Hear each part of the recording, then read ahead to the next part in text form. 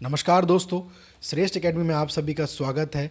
23/7/2025 से संबंधित important current affairs topic को हम कवर करेंगे, जो आने वाले आगामी परीक्षा के लिए बहुत ही महत्वपूर्ण है। और पिछले करंट अफेयर्स को भी हम थोड़ा सा ट्रैक करेंगे, जो पूछे जा सकते हैं प्रश्न। तो हम पिछला भी कवर करते हुए जो नया है उसको भी हम पढ़ रहे हैं हमारे सेशन में।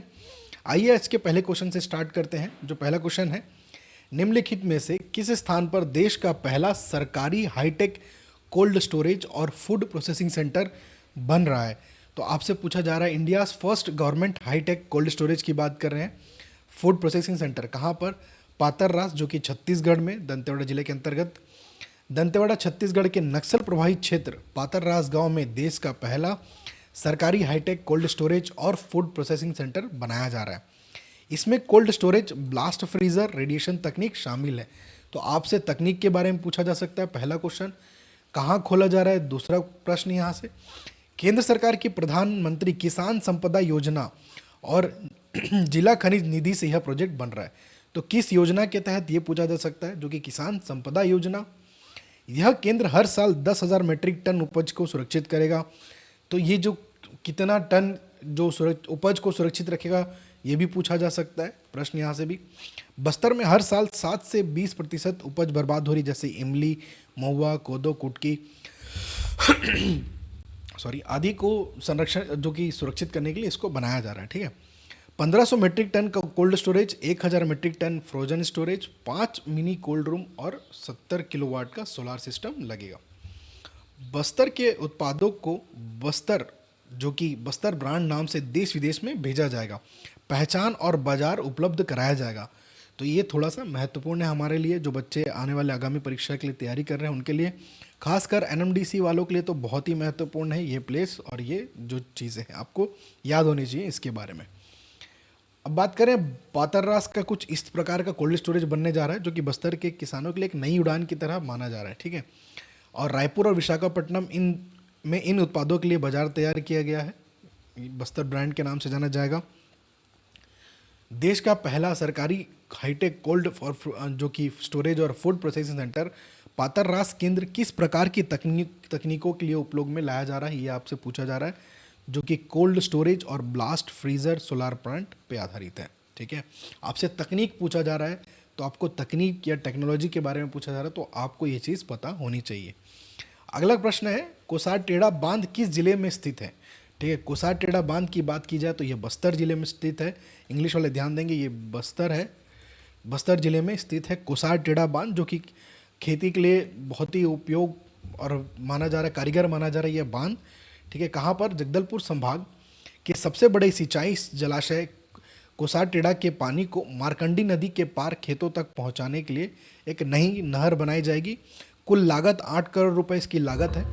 इस नहर से मारकंडी नदी के दूसरी ओर नंदपुरा और केसरपाल क्षेत्र में करीब 610 हेक्टेयर रकबा में सिंचाई की जा सकेगी। तो ये थोड़ा सा याद रखेंगे, जो बच्चे खासकर एनएमडीसी की तैयारी करें उनके लिए भी, और बाकी पीएससी और व्यापम वालों के लिए भी इम्पोर्टेंट है। अगला इंपॉर्टेंट है क्वेश्चन, नंबी जलप्रपात कहाँ स्थित है? नंबी वाटरफॉल की बात की जा रही है। नाम्बी, एक्चुअल में इसको नाम्बी बोलते हैं और नबी भी बोला जाता है। तो दो नाम है, नाम्बी, ठीक है, नाम्बी और नबी भी कहा जाता है, याद रखेंगे, दोनों एक ही है, नबी।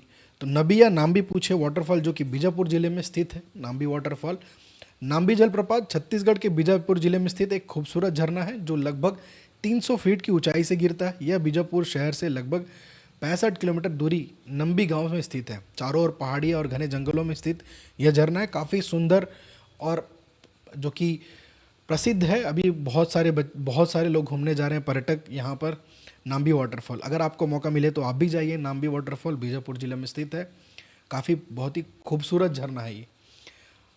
अब अगला प्रश्न है, यूनिसेफ ने किस गांव की स्वच्छता पर डॉक्यूमेंट्री बनाई है? बात कर रहे हैं, यूनिसेफ ने खासकर एक डॉक्यूमेंट्री बनाई है, कौन से गांव पे आधारित है? और ये खासकर है छीननार गांव पर आधारित, जो कि स्वच्छता पर डॉक्यूमेंट्री बनाया गया यूनिसेफ के द्वारा। दिल्ली से कुछ विशेषज्ञ आए थे हमारे छत्तीसगढ़ में। कहाँ अगर याद रखेंगे तो याद रखेंगे दंतेवाड़ा जिला। कहाँ? दंतेवाड़ा जिला के गिदम विकास खंड की ग्राम पंचायत छीननार की स्वच्छता की एक डॉक्यूमेंट्री बनाई गई है। ठीक है। दिल्ली से कुछ विशेषज्ञ आए थे यहाँ इस गांव में, इस गांव की जो स्वच्छता को लेकर, ठीक है, खासकर इस क्षेत्र में एक डॉक्यूमेंट्री बनाया गया यूनिसेफ के द्वारा। ठीक है, छिन्नार बना स्वच्छता का मॉडल गांव। दंतेवाड़ा जिले के गिदम विकासखंड की ग्राम पंचायत छिन्नार ने स्वच्छता के क्षेत्र में अपार सफलता हासिल कर राष्ट्रीय पहचान बनाई है। यूनिसेफ इंडिया की टीम दिल्ली से छिन्नार पहुंची और यहां स्वच्छता और प्रेरणादायक पहल पर डॉक्यूमेंट्री की शूटिंग की गई। पर्यावरण संरक्षण में महत्वपूर्ण योगदान। गौरतलब है कि इंद्रावती नदी के किनारे बसे आदिवासी गांव छिन्नार में ग्राम पंचायत संध्या शुक्ला, पंचायत सचिव गोदरू राम इस्ताम एवं ग्रामवासियों के सामूहिक प्रयासों से नियमित कचरा संग्रहण, गीले सूखे कचरे का पृथक्करण, नालियों का निर्माण और हैंडपंप के पास जो सोक पीट जैसी सुविधाएं विकसित की गई है। तो इससे संबंधित एक डॉक्यूमेंट्री बनाया गया, आपसे ही पूछा जाएगा। अब यहाँ पे पंचायत सचिव और ग्राम पंचायत के जो नाम उसको मत रटते बैठेगा आप। ये तो किस नदी के पास पूछा जाएगा, ग्राम स्थित है इंद्रावती नदी के किनारे बसे आदिवासी गांव की बात की जा रही है। छिंदनार जो कि दंतेवाड़ा जिले और गिदम विकासखंड के अंतर्गत आता है। ठीक है, तो यहाँ से एक महत्वपूर्ण। अब बात की जाए यूनिसेफ की। यूनिसेफ का फुल फॉर्म है यूनाइटेड नेशंस चिल्ड्रंस फंड। इसका फुल फॉर्म याद रखेंगे। इसका जो स्थापना दिवस जो कि 1946 11 दिसंबर को ही मनाया जाता है। यूनिसेफ डे पूछा जा सकता है आपसे। हेडक्वार्टर जो कि न्यूयॉर्क यूएसए में। इसका जो मुख्य उद्देश्य है दुनिया भर के बच्चों को स्वास्थ्य शिक्षा, to help children across the world with health. इसका पोषण और सुरक्षा में सहायता करना, एजुकेशन, न्यूट्रिशन एंड सेफ्टी। तो इसका जो मुख्य उद्देश्य है, लगभग 190 देश इसमें शामिल है, याद रखेंगे। और इसका जो मेन गोल क्या है, हर बच्चा सुरक्षित रहे, विकसित हो और अच्छा जीवन जिए। Every child survives, grows and life lives a good life. ठीक है, तो ये याद रखेंगे, पूछा जा सकता है जो प्रश्न यहाँ से यूनिसेफ के बारे में, इसको हमने पूरी तरह बताया आपको। अगला क्वेश्चन, हाल ही में कौन सा देश यूनेस्को से बाहर हुआ है? कौन सा देश यूनेस्को से बाहर हुआ है, यानी यूनेस्को से अपनी सदस्य किस देश ने ख़त्म कर दी, ऐसा पूछा जा सकता है। तो अमेरिका ने यूनेस्को से अपनी सदस्य ख़त्म किए। अब यूनेस्को की बात की जाए, इसका फुल फॉर्म है United Nations Educational, Scientific and Cultural Organisation. इसका फुल फॉर्म है। यूनेस्को का पूरा नाम क्या है? संयुक्त राष्ट्र शैक्षिक, वैज्ञानिक और सांस्कृतिक संगठन। इसका पूर्ण जो आपको फुल फॉर्म याद रखना है। इसकी स्थापना बात की जाए 1945 और यूनिसेफ की कब है? 1946। ठीक है, 16 नवंबर 1945 को स्थापित किया गया है आपका यूनेस्को। इसका जो मुख्यालय कहाँ पर है? Paris, France. और यूनिसेफ का कहाँ था? यूएसए, न्यूयॉर्क में। तो आजकल हेडक्वार्टर कभी कभार पूछ देता है जो अच्छे एग्जाम्स में, बट आप जो बच्चे यहाँ तैयारी कर रहे हैं उसका फुल फॉर्म याद रखेंगे, यूनेस्को, यूनिसेफ का फुल फॉर्म। इसका जो मुख्य उद्देश्य है सभी के लिए शिक्षा को बढ़ावा देना, सांस्कृतिक धरोहर की रक्षा करना, वैज्ञानिक सहयोग को बढ़ावा देना, अभिव्यक्ति की स्वतंत्रता का समर्थन करना, अंतर्राष्ट्रीय शांति और सहयोग को बढ़ावा देना यूनेस्को का एक मुख्य उद्देश्य, ऑब्जेक्टिव है। आइए अगले प्रश्न को देखते हैं। हाल ही में किस जज के खिलाफ लोकसभा और राज्यसभा में महाअभियोग प्रस्ताव पेश किया गया है? तो जस्टिस यशवंत वर्मा। ठीक है, यशवंत वर्मा के खिलाफ महाअभियोग लाया गया है। तो जो बच्चे पीएससी व्यापम की तैयारी कर रहे हैं उनके लिए इंपॉर्टेंट है प्रश्न। अब बात करें जस्टिस यशवंत वर्मा के खिलाफ जो संसद में लोकसभा और राज्यसभा के जो महाअभियोग प्रस्ताव रखा गया है, इसका मतलब क्या होता है, इसमें जो आर्टिकल्स किस संवैधानिक प्रावधान के अंतर्गत यह महाअभियोग लाया गया है और एक कैसे इसका जो रूल्स है इसको समझते हैं। महाअभियोग का मतलब होता है किसी जज को उसके पद से हटाने की संवैधानिक प्रक्रिया की बात कर रहे हैं। यह प्रस्ताव अनुशासनहीनता, भ्रष्टाचार या पद के दुरुपयोग जैसे गंभीर आरोपों के कारण लाया जाता है। संसद के मानसून सत्र की शुरुआत लोकसभा के 145 सदस्य और राज्यसभा के 63 सदस्य ने दोनों सदनों में दिल्ली उच्च न्यायालय के पूर्व न्यायाधीश न्यायमूर्ति यशवंत वर्मा, जो वर्तमान में इलाहाबाद उच्च न्यायालय में कार्यरत है, को हटाने के लिए महाअभियोग प्रस्ताव लाया गया। आपसे प्रश्न ये भी पूछा जा सकता है कि किस आर्टिकल यानी किस अनुच्छेद के तहत? तो याद रखेंगे आर्टिकल नंबर 124, 217 और 218 के तहत की गई यह कार्यवाही है, संविधान के अनुच्छेद में उल्लेख है। ठीक है, तो यहाँ प्रश्न है आपके लिए, सर्वोच्च न्यायालय के न्यायाधीश को हटाने की प्रक्रिया संविधान के किस अनुच्छेद के अंतर्गत आती है? ठीक है, under which article of the constitution can a Supreme Court जज be removed from office? Article number 124, अनुच्छेद 124। अगला प्रश्न आपके लिए, राष्ट्रीय ध्वज दिवस कब मनाया जाता है? पूछा जा रहा है, राष्ट्रीय ध्वज दिवस की बात कर रहे हैं। तो एनएमडीसी वाले बच्चे जो तैयारी कर रहे हैं उनके लिए भी बहुत ही महत्वपूर्ण प्रश्न है। 22 जुलाई, ठीक है, 22 जुलाई को राष्ट्रीय ध्वज दिवस मनाया जाता है। मुख्य जानकारी, 22 जुलाई को मनाया जाता है, इसमें इसे तिरंगा अंगीकरण दिवस भी कहा जाता है। तो दूसरा नाम याद रखेंगे, तिरंगा अंगीकरण दिवस। आपसे पूछा जाएगा कि राष्ट्रीय ध्वज दिवस का दूसरा नाम क्या है, पूछे तो तिरंगा अंगीकरण दिवस। क्यों? क्योंकि 22 जुलाई 1947 को भारतीय संविधान सभा ने तिरंगे को आधिकारिक रूप से भारतीय राष्ट्र ध्वज के रूप में अंगीकृत किया था। इसलिए हमारे लिए ऐसे प्रश्न यहाँ से आ सकते हैं। यह ध्वज राष्ट्रीय गौरव, समर्पण और एकता का प्रतीक है। बात करें अगर फ्लैग की, ध्वज का डिजाइन किसने बनाया था, बचपन से पढ़ाया जा रहा है और आपको पता होना चाहिए, पिंगली वेंकैया ने वर्ष 1921 में मूल रूप से ध्वज का डिजाइन तैयार किया था। राष्ट्रीय ध्वज कब बनाया गया था? 22 जुलाई 1947 को बनाया गया था, ठीक है। सभा ने इस भारत का राष्ट्र ध्वज को घोषित किया था। और ध्वज की चौड़ाई या लंबाई के अनुपात पूछा जाए 3:2, इसका रेशियो पूछा जा सकता है, कभी कभी पूछता है एग्जाम में, यानी लंबाई 3 भाग और चौड़ाई 2 भाग। रंगों का क्रम, केसरी साहस और बलिदान के लिए, सफ़ेद सत्य और शांति, हरा समृद्धि और विकास, ठीक है। अशोक चक्र जो कि जिसमें 24 तीलियों की बात की जाती है, नीले रंग में, जो धर्म का प्रतीक है और गतिशीलता और प्रगति का प्रतिनिधित्व करता है। तो ये कुछ इंपॉर्टेंट ध्वज दिवस है जो कि 22 जुलाई को मनाया जाता है। अगला है विश्व मस्तिष्क स्वास्थ्य दिवस, कौन सी तारीख को मनाया जाता है? तो मस्तिष्क स्वास्थ्य दिवस की बात करें तो यह 22 जुलाई को मनाया जाता है। मस्तिष्क यानी वर्ल्ड ब्रेन हेल्थ डे अगर आपसे पूछे तो इसी दिन मनाया जाता है, 22 जुलाई को, ठीक है।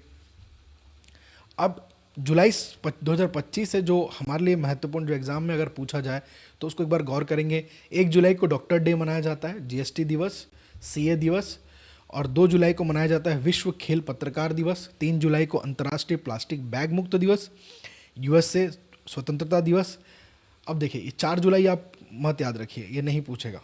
5 जुलाई अंतर्राष्ट्रीय सहकारिता दिवस, विश्व जूनोसिस दिवस, ये हमारे लिए थोड़ा सा महत्वपूर्ण है, जूनोसिस दिवस, क्योंकि हाल ही में एक प्रमुख कबड्डी प्लेयर का देहांत हुआ है। आप कमेंट सेक्शन में बताएंगे उनका नाम कौन है, जो कि रेबिस के चलते, कुत्ते काटने की वजह से कबड्डी प्लेयर, बहुत ही प्रसिद्ध कबड्डी प्लेयर का देहांत हुआ है, ठीक है। तो विश्व जूनोसिस दिवस के दिन पहली बार टीका लगाया गया था रेबिस के बारे में, इसके बारे में आप कमेंट सेक्शन में मेंशन करेंगे।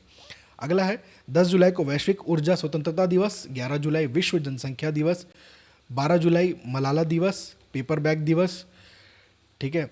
15 जुलाई विश्व युवा कौशल दिवस, और 16 जुलाई एआई प्रशंसा दिवस, विश्व सर्प दिवस, 17 जुलाई विश्व अंतर्राष्ट्रीय न्याय दिवस, 18 जुलाई अंतर्राष्ट्रीय नेल्सन मंडेला दिवस, और 20 जुलाई विश्व शतरंज दिवस और अंतर्राष्ट्रीय चंद्र दिवस। तो ये कुछ महत्वपूर्ण आपके लिए। और आपके लिए पहला प्रश्न जो मैंने बताया, विश्व जूनोसिस दिवस, आप एक और चीज़ बताएंगे कि मलाला दिवस क्यों मनाया जाता है, ये दूसरा प्रश्न आपके लिए। तीसरा प्रश्न आपके लिए छत्तीसगढ़ से संबंधित, जो बच्चे एग्जाम की तैयारी कर रहे हैं छत्तीसगढ़ के लिए, उनके लिए 38वें राष्ट्रीय खेलों 2025 में महिला फाइट इवेंट में छत्तीसगढ़ की किस खिलाड़ी ने स्वर्ण पदक जीता, ठीक है, किस खिलाड़ी ने स्वर्ण पदक जीता, ये आपके लिए होमवर्क है, प्रश्न है, आप इसको कमेंट सेक्शन में मेंशन करेंगे। और अगला एक और प्रश्न आपके लिए मैं लेके आऊँ, भारतीय स्वतंत्रता संग्राम के एक महान क्रांतिकारी का जन्मदिन है आज 23 जुलाई को, उनका नाम बताएंगे आप कमेंट सेक्शन में। कुल आपसे 4 प्रश्न पूछा गया, पहला प्रश्न ये, दूसरा प्रश्न ये, और तीसरा आपका मलाला दिवस क्यों मनाया जाता है, ठीक है, महिला पर आधारित है। काफ़ी इन्होंने शिक्षा के क्षेत्र में एक महिला जो कि को शिक्षा, बच्चों को शिक्षा, जो महिला गर्ल्स हैं उनके पीछे बहुत अच्छा कार्य किया इन्होंने। मलाला दिवस क्यों मनाया जाता है आप बताएंगे। और दूसरा आपका विश्व जूनोसिस दिवस क्यों मनाया जाता है, और एक हाल ही में कबड्डी प्लेयर का देहांत हुआ था इस रेबिस के चलते, तो वो कौन है, बहुत ही प्रसिद्ध है ना, तो उनके नाम आप मेंशन करेंगे। तो ये आपके लिए प्रश्न, उम्मीद करता हूँ सभी को समझ में आएगा करंट अफेयर्स किस तरह से पढ़ना है और कैसे क्वेश्चन को ट्रैक करना है, कौन कौन से क्वेश्चन और किस टाइप के क्वेश्चन आपके एग्जाम में पूछे जा सकते हैं। अगर आपको कोई डाउट है तो हमें कॉन्टैक्ट कर सकते हैं हमारी ईमेल आईडी पे। डेली आपके लिए ऐसे कुछ करंट अफेयर्स इंपॉर्टेंट टॉपिक्स को ही पिक किया जाएगा जो आपके लिए महत्वपूर्ण है। वैसे तो डेली करंट अफेयर्स बहुत सारे अपडेट होते हैं, लेकिन सभी को उतना हम ट्रेस नहीं कर सकते, कुछ अच्छी चीज़ों को याद करेंगे, अगर वहाँ से हमको प्लस पॉइंट मिलता है मार्क्स तो बहुत अच्छी बात है। मैं लास्ट 6 मंथ्स के करंट अफेयर्स लेके आऊँगा आपके लिए, आपके एग्ज़ाम के लिए इंपॉर्टेंट है, उसके लिए मैं एक सेशन बनाऊँगा, जो अच्छे क्वेश्चन होंगे उसके लिए एक वीडियो में आपको पूरा अच्छी तरह से बताया जाएगा, 6 मंथ्स के करंट अफेयर्स को कंप्लीट किया जाएगा। अब मिलते हैं कुछ नए क्वेश्चन साथ नेक्स्ट सेशन में। धन्यवाद हमारे चैनल पर बने रहिए और अपने जो साथी या अभ्यर्थी जो तैयारी कर रहे हैं उनसे चैनल के बारे में ज़रूर शेयर करें।